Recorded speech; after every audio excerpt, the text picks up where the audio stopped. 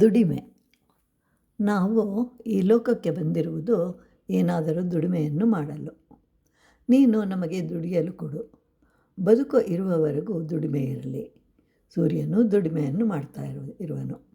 ಆಕಾಶದಲ್ಲಿ ನಿರಂತರವಾಗಿ ಸುತ್ತುತ್ತಿರುವನು. ಇವರೆಲ್ಲರಿಗೂ ದುಡಿಯಬೇಕು ಅಂತ ಯಾರು ಹೇಳಿದ್ದಾರೆ?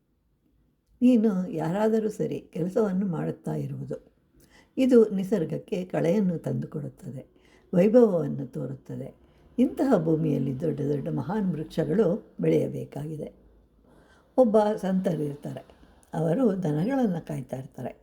ಅವರು ತಮ್ಮದಲ್ಲದ ಬೇರೆಯವರ ದನಗಳನ್ನು ಸಹ ಮೇಯಿಸಲು ಕರ್ಕೊಂಡು ಹೋಗ್ತಾಯಿದ್ರು.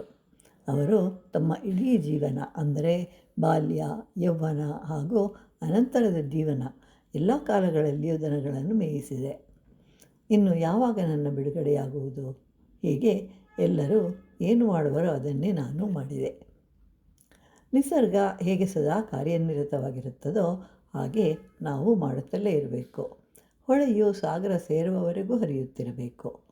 ನಮ್ಮ ಉಸಿರಿರುವವರೆಗೆ ದುಡಿಮೆಯನ್ನು ಮಾಡಬೇಕು. ಆಗ ಕ್ರಿಯಾಶೀಲರಾಗುವರು.